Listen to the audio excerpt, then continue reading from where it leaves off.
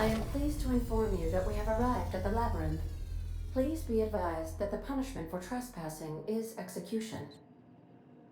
Please be advised that electrical storms on the surface of Tartarus make departure impossible at this time.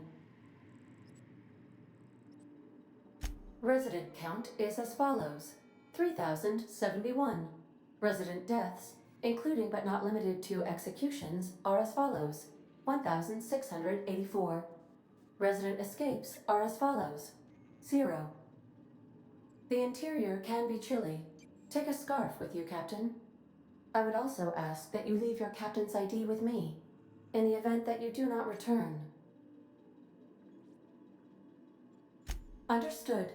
If you die or are incarcerated for life, I can generate a new ID for the next captain. I would prefer if you return, though. Oh, speak of the devil. Captain, I am receiving a transmission from the prison's docking authority now. Attention, unauthorized spacecraft. This is a maximum security installation. Your presence here is an explicit violation of UDL corporate policy. You are hereby confined to your docking platform until a ticket detailing your crimes has been filed and notarized, at which point your vessel will be seized and you will be executed.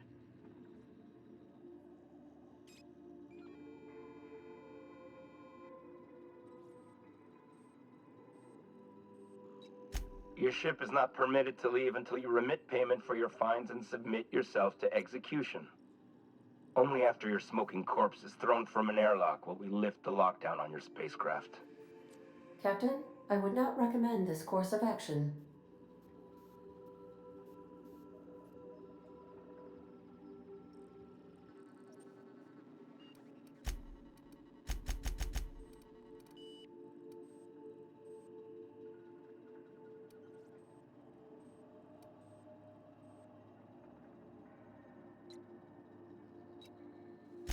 Protocol is important, ma'am. The sentencing of one crime does not preclude the sentencing of another, technically speaking. Tartarus Docking Authority signing up. Hang on. Looks like you're gonna have company at the execution. Another ship just pulled into your dock. Wait, is that from the Groundbreaker? What the? Pay no mind to that, just have a pleasant day. Transmission terminated. How can I be of assistance?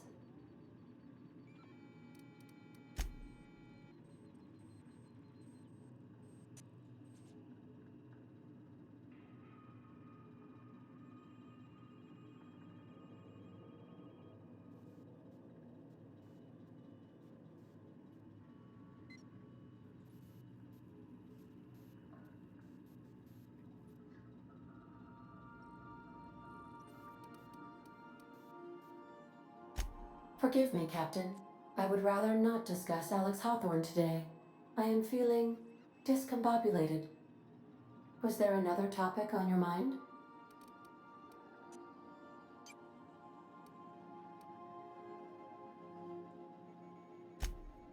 Captain Hawthorne attached 98.4% of the ship's processes to my computer, thereby giving me near total control. I have been programmed to deftly calculate navigation vectors through asteroid fields while also operating our ship's toasters. Alex also taught me the concept of a personality. He was quite delighted when I crafted one in order to better engage with him. It was basic in the beginning.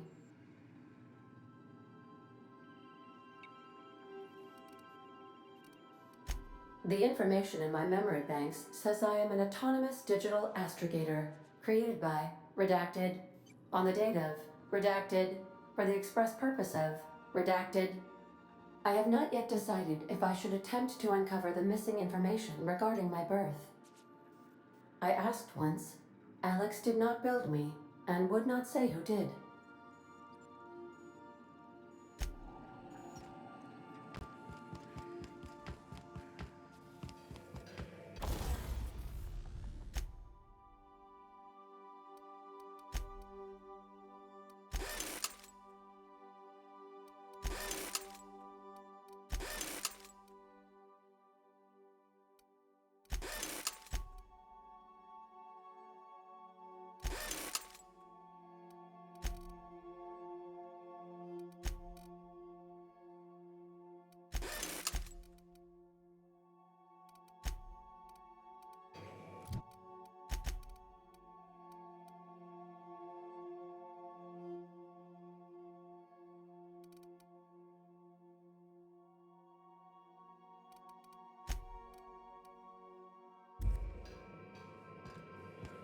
I could probably spend...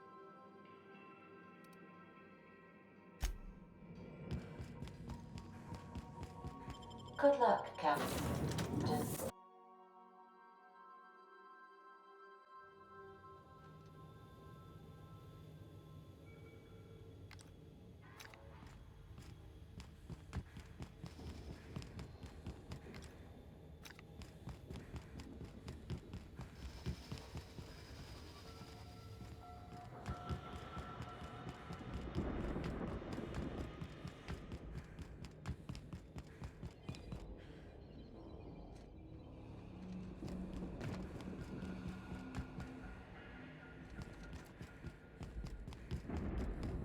The captain did right by us once. Now it's our turn.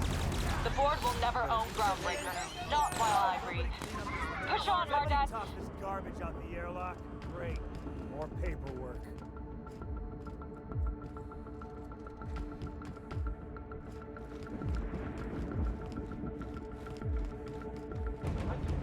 Incoming! Everyone all right?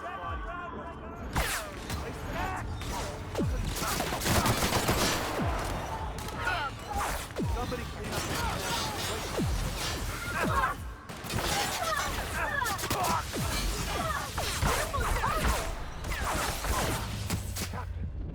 No!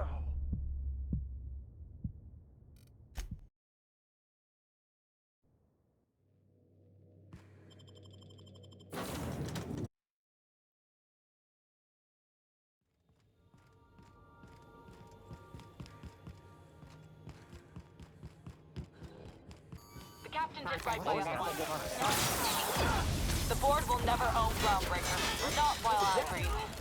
Push on, Mardad.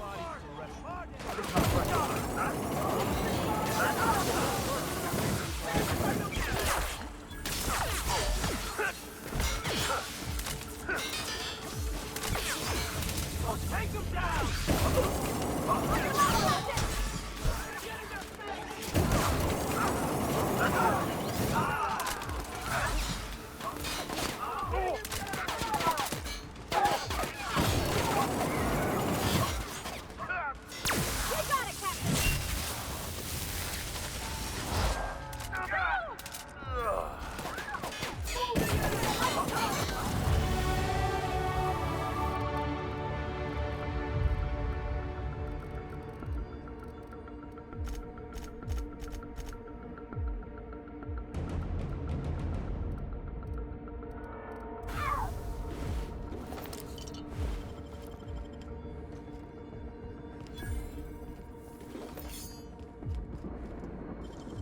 Great work.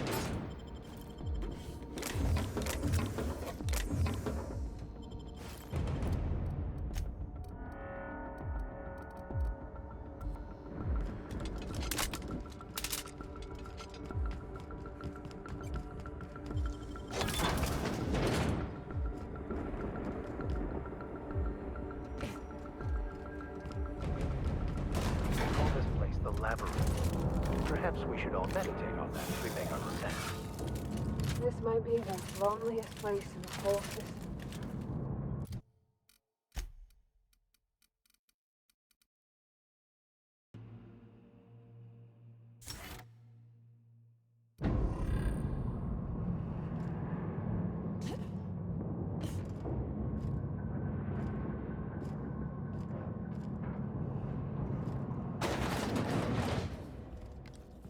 Okay, keep it quiet.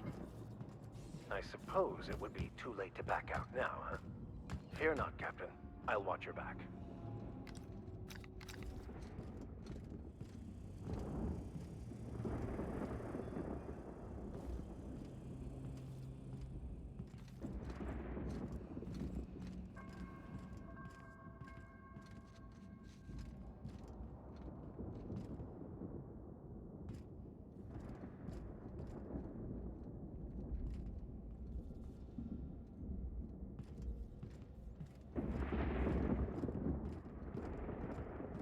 Here they come!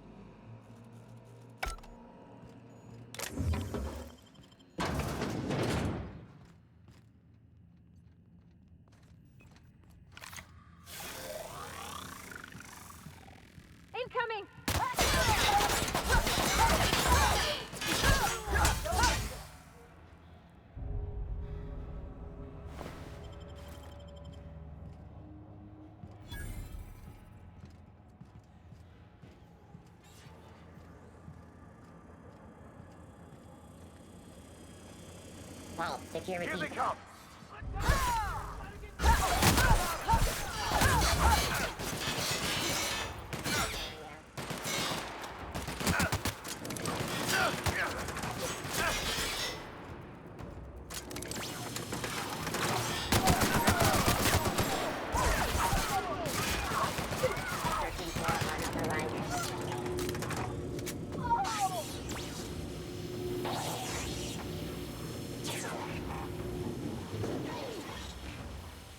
Let's go, troops. Stellar Base counting on us.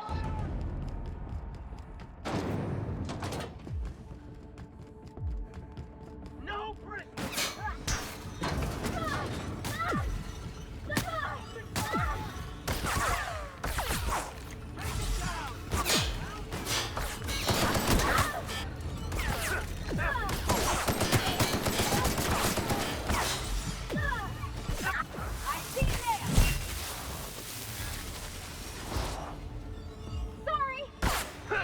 I'll take your confession now!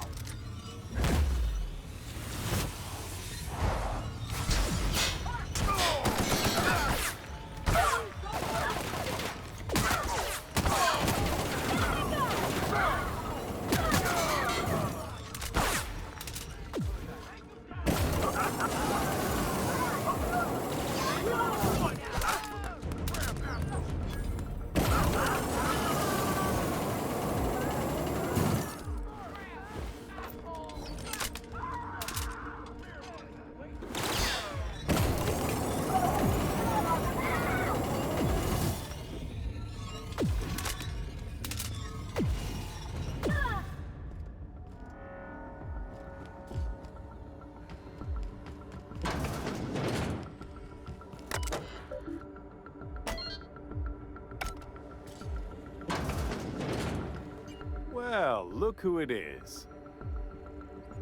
I'll be damned. I was prepping the studio for our announcement, and here you are as a bonus. I had heard you'd taken a mechanic under your wing. What's the matter, girl? Couldn't find actual employment? The captain's treated me right. Better than any of you bored folk ever have. I'm exactly where I want to be. And the convicts. The vicar. You know, most people, once they're out of prison, don't seem keen on returning. Oh, I would go anywhere to see you fall, sir. When you go off and get yourself shot, try to avoid taking one to the face. I'll want it recognizable to show to my citizens. My word! You've correctly identified the most recognizable man in the colony. Remarkable. It's a wonder what Phineas saw in you. Then again, he's an insane person. Thankfully, he's our insane person now. A proper company man.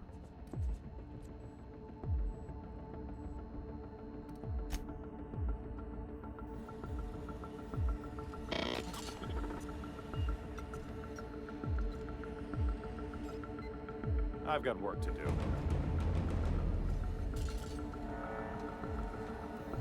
Here we go!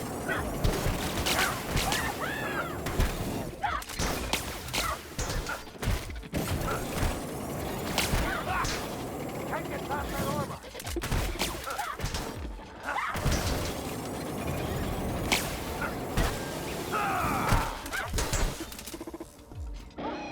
That's the last of them! As always, I am any.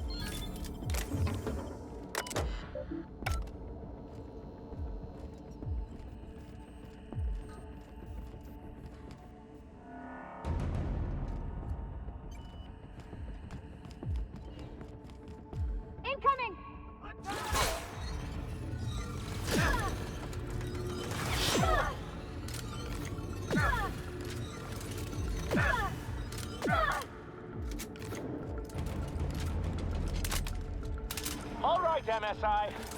I'm not one for rousing speeches, but the captain needs our help. So, get in there and fight!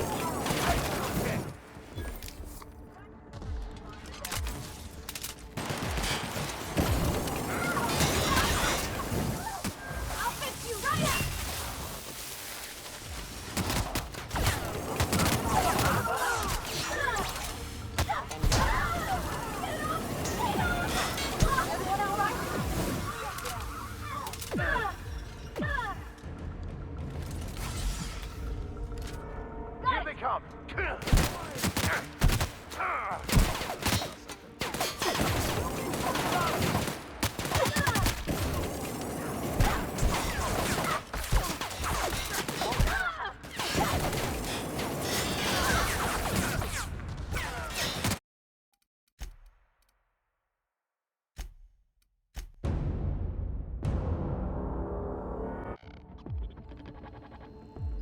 I've got work to do.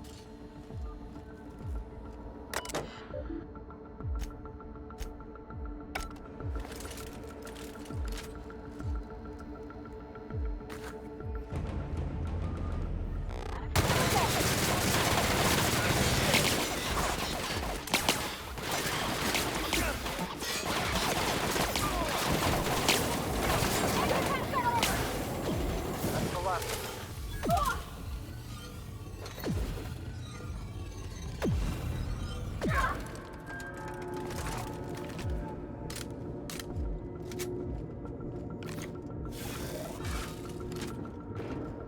All right, MSI.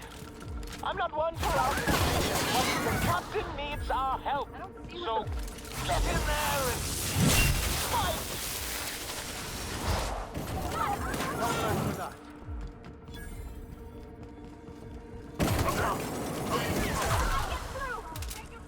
May you find peace in death.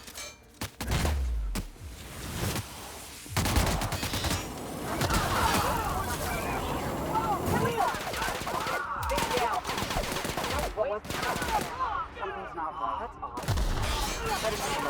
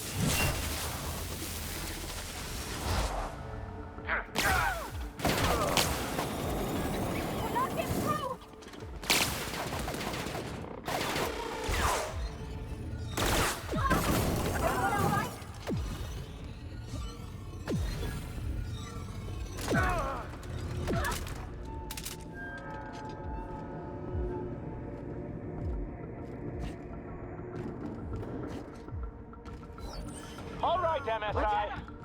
I'm not one for rousing speeches, but the captain needs our help. So, get in there and fight! Everything in my life has been leading up to this point. I believe I am ready for this. What comes of this?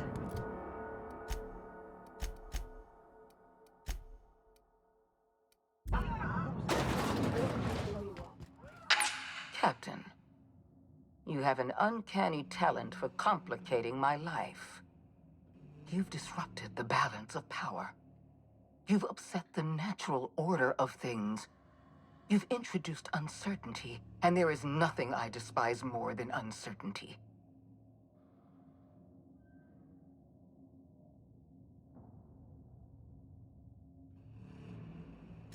Typical. Running your mouth in the middle of a crisis. It's almost as if you delighted chaos. I should have dealt with you a long time ago. You were always too dangerous to leave unchecked.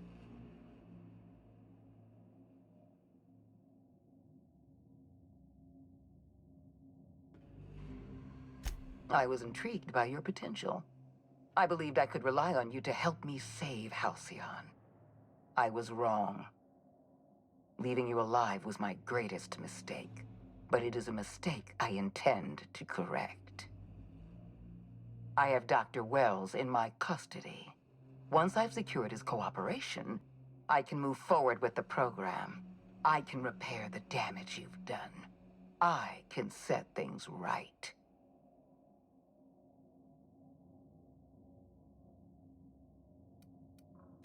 Well, that's mostly correct.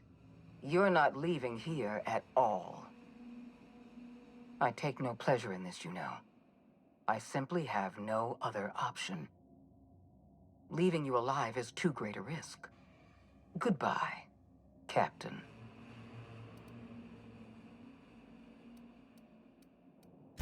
I had a feeling you'd say that. This prison is equipped with an automechanical warden. I've had it programmed to eliminate you on sight and rinse your remains down a drain. And don't worry. I will inform Dr. Wells that you died heroically, or something.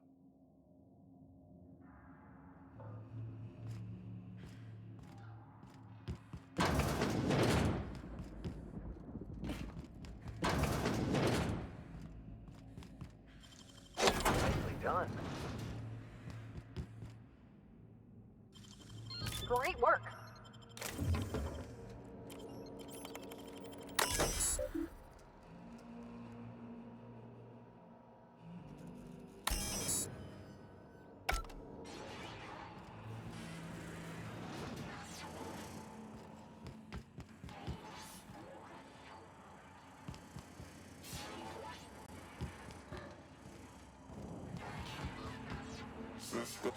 Watch out, Captain.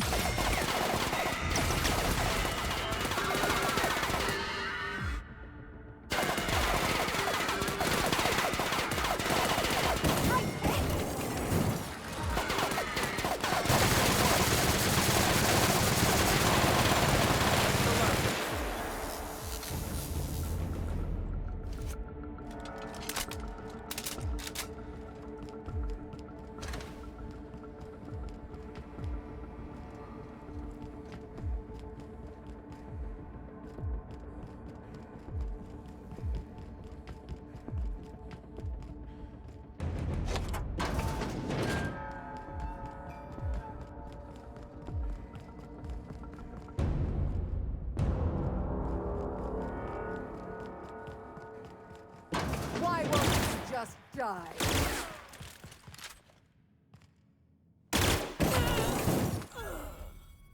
Get me out of here!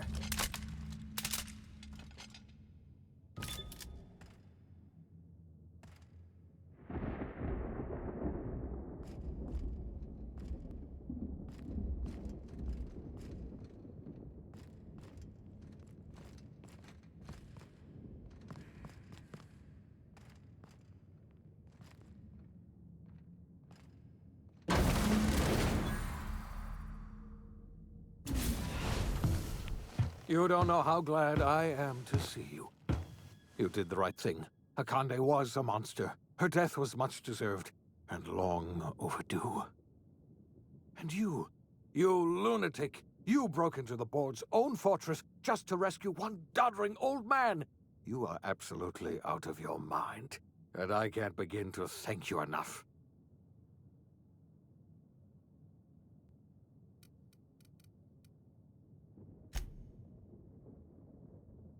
I'm all right, thanks to you. Akande wanted my cooperation. I'm quite sure she would have beaten it out of me if you hadn't arrived. You've broken the board's stranglehold on this colony, and you saved my life. But there's still so much we have yet to accomplish. You and I are going to have to work harder than ever to save Halcyon. I'm afraid the situation is far worse than any of us ever anticipated.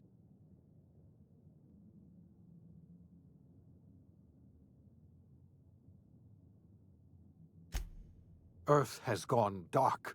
We haven't received a single message in 3 years. There's been no communication, no signals, nothing.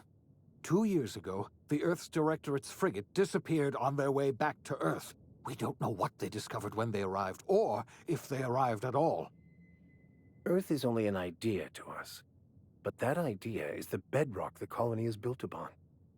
If people were to find out it's gone dark, the shock could be too much to bear. I don't want to imagine what'll happen once news gets out. Let's just keep this between us for now. You mean we're all alone out here? Really alone? I'm afraid so, Miss Holcomb. Halcyon is the only home we have left. Returning to Earth is no longer an option. We're in serious trouble, my friend.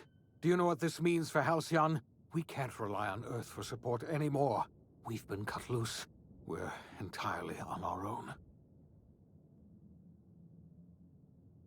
Yes, certainly. I'll help however I can.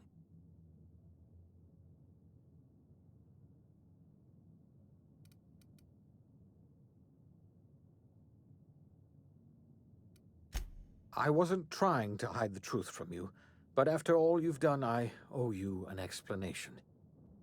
Yes, I experimented on the Hope's colonists. Each of my experiments ended in catastrophic failure. Each of my subjects died in agony. You are my first and only success. I didn't tell you about the others because I didn't want to burden you. My failures are my own to bear, not yours.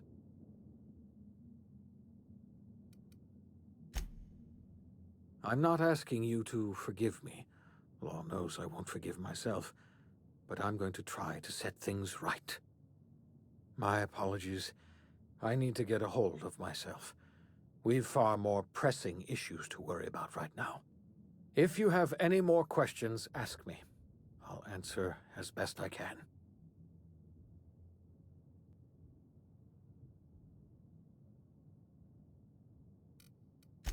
Yes, Akande mentioned as much.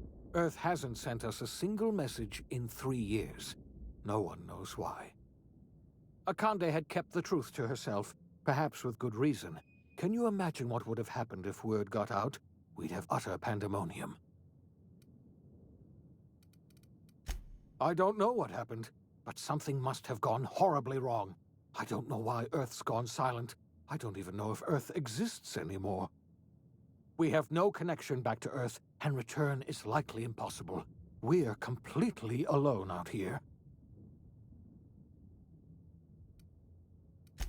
I heard it from Akande herself. She tried to pressure me into joining her side, you see. Tried to make me realize that all hope is lost, and that we are alone. She was half right. We are alone, and we're going to have to fend for ourselves, because there's no telling what's happened to Earth. You might have heard of the Earth Directorate's frigate. Half the colony's entire military was on that ship. They were returning to Earth when they vanished without a trace. That was 2 years ago. We haven't heard a word from them since. Whatever happened to Earth likely happened to them. Yes, we do. You've done a marvelous thing. You've succeeded where anyone else would have failed, including me. We must begin the revival process immediately, starting with the Hope's brightest minds, and then we're going to fix this damn colony, one problem at a time. We're going to need a leader, and I can't imagine a better person for the job than you. What do you say, old friend? Will you help us?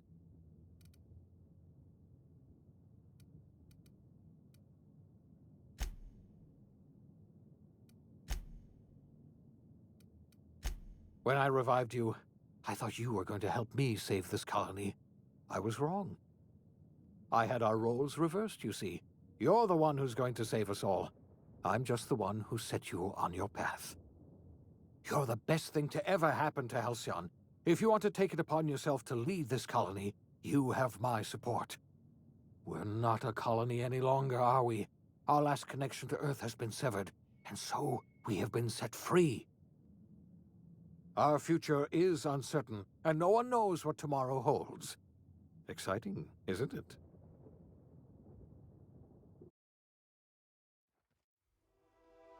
The OSI teaches that everything in the universe happens according to the grand plan. But the stranger that arrived in Halcyon was an unplanned variable. From the moment he landed in Emerald Vale, his actions altered the course of history. The events on Tartarus brought about the end of the Board's authority. But the Board's mistakes would haunt the colony for decades to come. The damage they left behind would require the work of a generation to repair. Dr. Phineas Wells began reviving a handful of the Hope's colonists: engineers, scientists, technicians, and intellectuals. They were among the brightest minds the Earth had ever sent out into the stars. The Hope scientists and engineers woke up in a colony descending headlong into total collapse. With no way to return to Earth, they had no choice but to band together and devote themselves to the cause of saving Halcyon. The people of Halcyon were nothing if not hardy. In the absence of the Board's authority, many of the colony's settlements banded together with a single purpose in mind: survival. Life was especially hard in the years to come. Some towns dissolved by attrition and starvation, but most of them found a way to carry on.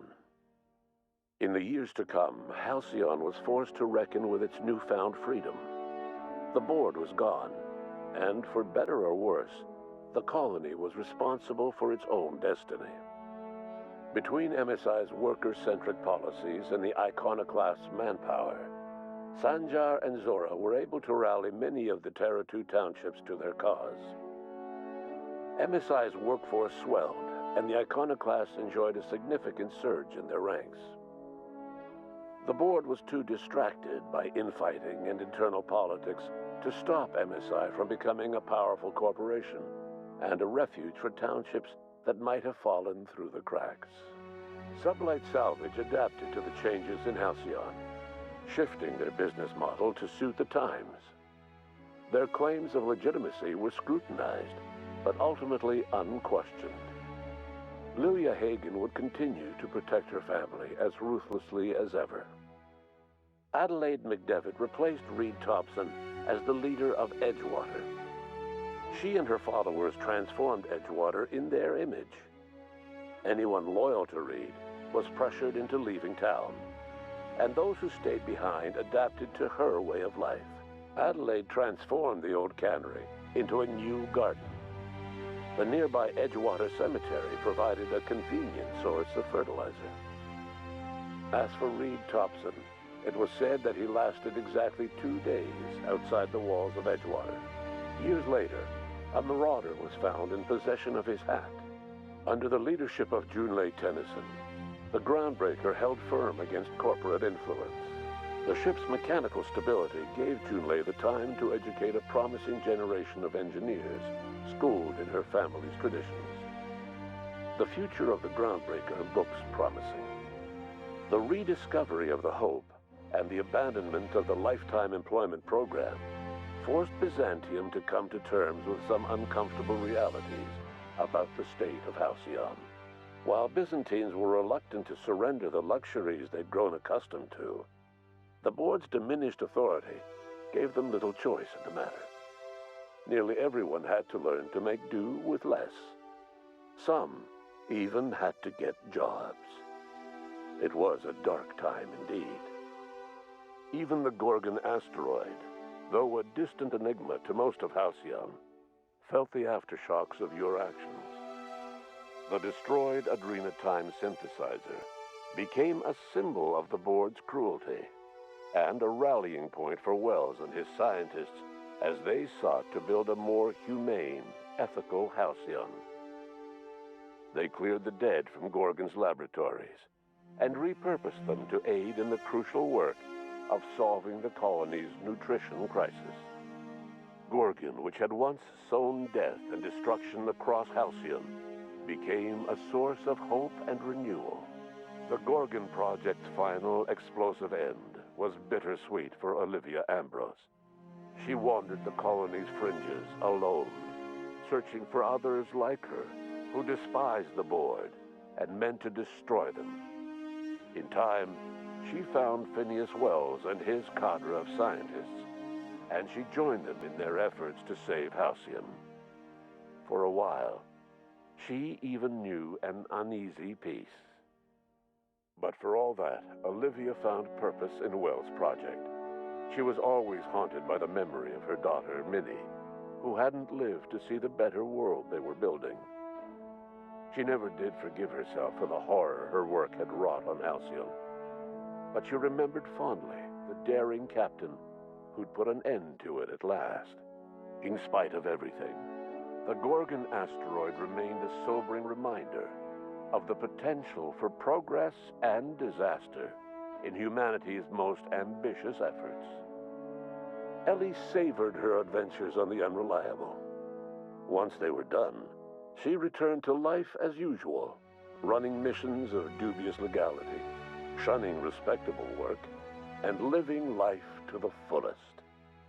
She meant to reach out to her one-time captain, but she was always bad at keeping in touch. Life in Halcyon was sobering for Felix Millstone. The grand revolution he dreamed of never came. There was no great awakening for the colony, no celebrations in the streets. There was only the hard, desperate work of trying to repair a broken colony. Felix never had a head for numbers, but if there was labor to be done, he was there to help. Eventually, Felix realized that the work of a revolution was done with two hands. As much as he enjoyed his adventures aboard the Unreliable, the vicar, known as Max, eventually decided that it was time to move on, to live out the life he had sought so long to create. He knew there were many in the colony who carried burdens much worse than the ones he had struggled with, and he devoted himself to easing their suffering wherever he could. He only ever took up arms again to defend the defenseless. Unshackled from a lifetime of striving and fighting the universe and himself, Vicar Maximilian de Soto was finally at peace. Though Parvati eventually grew comfortable aboard the Unreliable, she never quite came out of her shell. She seemed to prefer the company of Ada to the crew, and she could often be found neck-deep in cables and grease, telling Ada funny stories from her childhood. While the colony fell into chaos, she found an island of relative peace with Ada, and they formed an unusual bond. She decided to remain aboard the Unreliable permanently as its chief and sole engineer. As hard as she tried to drink them away, Nyoka's memories eventually overcame her. Traveling with the crew served as a constant reminder of the family she'd lost, and so she eventually returned to Monarch to get back to what she found most comfortable: the deep end of a bottle and the far end of a trail. Few have seen her since, but travelers often swear they hear her and her machine gun in the night, screaming swears and spitting bullets. The SAM unit that accompanied you spread awareness of the product line's superior sanitation and maintenance capabilities across what was left of the colony. This led to a boost in SAM unit sales. Did you know that SAM units are the longest-lasting, toughest-acting cleaning solution in Halcyon? Minister Clark was released from house arrest, and his contact with you gave him a sense of renewed purpose and vigor. Once it became clear that no help would be coming from Earth, he threw his considerable efforts and talents into helping Halcyon manage the crisis before it. As for Dr. Phineas Wells, he spent his remaining years in his orbital lab. He eventually came to terms with his own past and was able to forgive the mistakes of his younger self by devoting his remaining years to serving the colony. In the end, Dr. Wells was able to save every scientist and engineer aboard the Hope. Over the next decade, nearly all of the Hope's remaining colonists were successfully revived. Halcyon saw a period of rapid technological and scientific advancement. Breakthroughs in dietary supplements saved the colony from starvation. Geoengineering projects and social reforms began to change the structure and character of the colony. Dr. Wells laid the groundwork for the project to save the colony, but he would never live to see the fruits of his labor. He passed away a few years later. His work was carried on by the scientists and engineers he revived. Today, Halcyon has stabilized. The people of the colony work hard to adapt to their new circumstances. Nearby colonies send aid and supplies. Life will never be easy in Halcyon, but for the first time in its history, there exists a sense of real, genuine hope about the future. And what about you, the unplanned variable in the history of Halcyon? Long after Wells passed away, you carried on his work with more energy, determination, and brilliance than he could ever muster. The years that followed were hard, but Halcyon survived by the efforts of the Hope's most promising colonists, the greatest of which was you. No one knows what's happened to Earth, and no one knows what the future has in store for Halcyon. All we know for certain is this: the name of the Unreliable and that of its intrepid captain will remain the subject of countless stories for years to come.